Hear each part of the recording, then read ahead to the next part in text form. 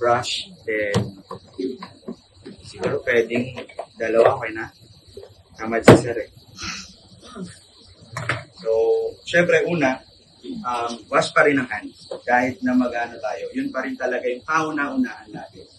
Mag-sanitize, alcohol, then bago tayo mawa. Kahit madumi yung hahawakan natin, or soiled na siya, ganun pa rin ang standard.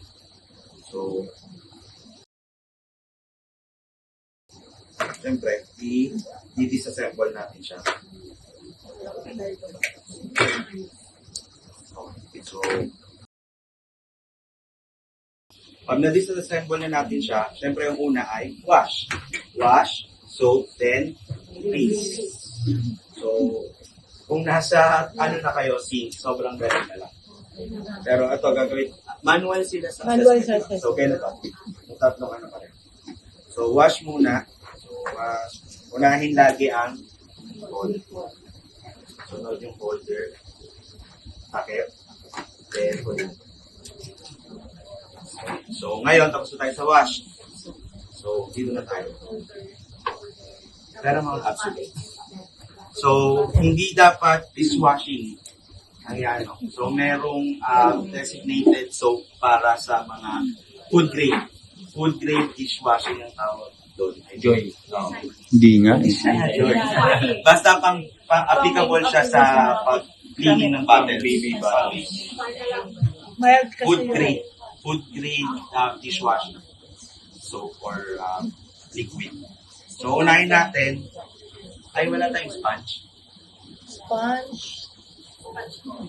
Kunwari, tissue, pero mga tissue. Revise ulit. Okay, so syempre ito, pinakanipon. So, unahin nyo lagi yung loob.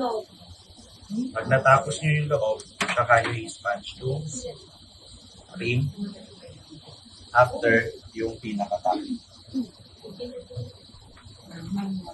Inside, yung rim. Sponge yan, sir. Yes. Tapos, last. Ano lang din. Ito, para dito. Inside.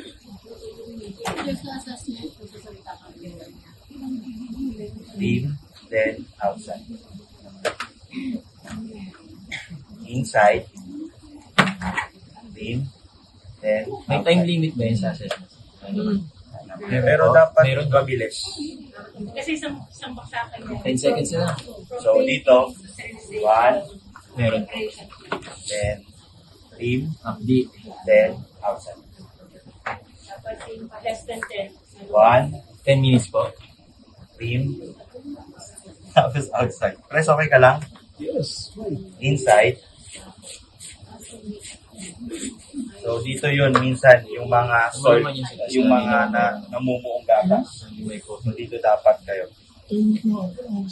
Tapos, Okay ka lang. body, then, yung pinaka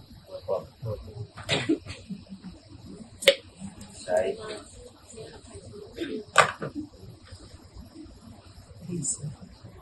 Body, then bottom.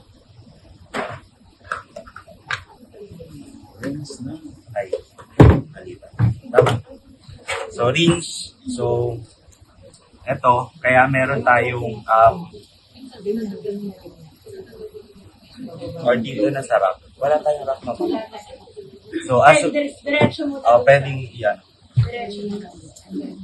Ayan. Yung batos ng So, sa pag-ano, eto, pwedeng direct na hindi mo tayo gumamit ng tong. Kasi, ibo-boil naman siya eh. So, gagamit tayo ng tong pag kukunin yan. Kukunin na natin. So, una natin is, syempre, itong butter. Itong,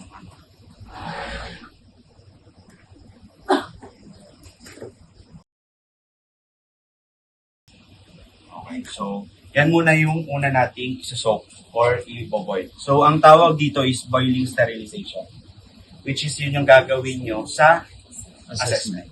So, syempre, ito, with enough water, yung water dapat ma-submerge lahat. Okay? Fully submerged. And then, aangat yun. So, pagka ito, gagalan niyo siya. Dapat naka-atay. Okay. Kasi aangat yun. Tapos may floating. Okay. So, yan. Basta kung may lumutang man, so ito ang gagamitin nyo pang submerge. Then, takluban natin. So, pinaka-high na fire. Then, 15 minutes boiling. Once the next boil, Oo. we start ng counting. Doon na mag-start. Di ba, nag-boil na siya, kumulo na. Start ka ng 15 minutes. timer. Tapos 15 minutes mo siyang ibo-boil. After ng 15 minutes, tumunog na, hinaan mo siya, buksan mo yung cover, then, nipon.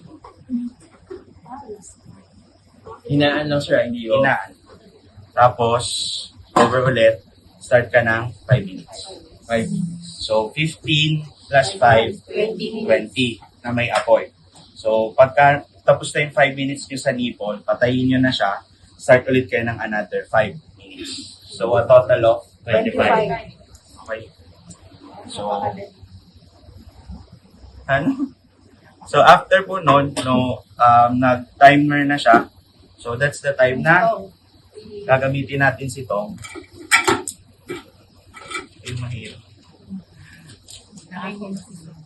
Pero, pwede nyo siya bawa. 5 minutes naman, hindi naman masyado.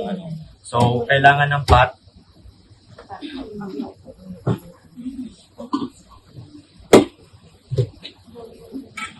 So, ganun lang. Sa body hawakan tapos sa invert. Or dapat Hindi mo kailangan hawakan. Kasi pag ising na ito mo maano eh. Hindi mo maano na. yung sa body. Kasi may tubig. Masyado maliit. Malaki yung saka iba yung body nila. So pag ganyan sir, drain mo yung water. Kung ang tong mo is aluminum, pwede. Plastic ang tong mo mahaba. So, dapat laging na tao. At pala, isa na lang nilinis ko. Sa batch 5, isa na lang. Para tapos na yun. Natuto ka dun. Sir, eh. confirmation mo madumi. Ha? Wala yan. So kahit hindi mo siya kailangan gamitin pareho, kahit dalawa. Hindi. Dalawa lang nakaprepare. Ano sa mga press? Pero pwede na lang gamitin. Kala ko. Oo, pwede naman di ba? So ipapakahirap ka eh. Paano? Paano ako nahirapan? Din nga ako nahirapan. Pinahirapan ko sarili na. Oh, Tama naman. tinulong yung trainer dahil hirapan ka ba? Ito na, ano? So, yan. Air dry lang natin siya. Then, pagka wash tayo ng hands, sanitize, tapos, i-assemble na natin siya. So,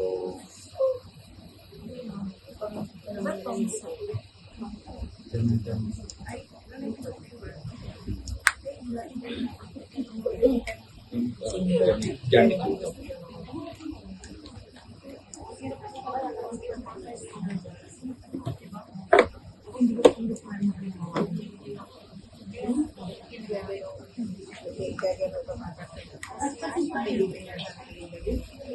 Bawal pa sa paano.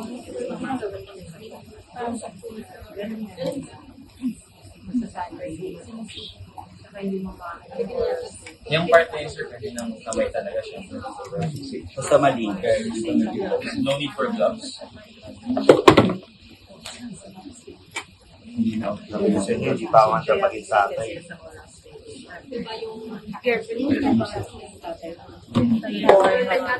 No gloves na po sir, no kailangan. Walang gloves No talaga. need. So ngayon, syempre, after na maglinis,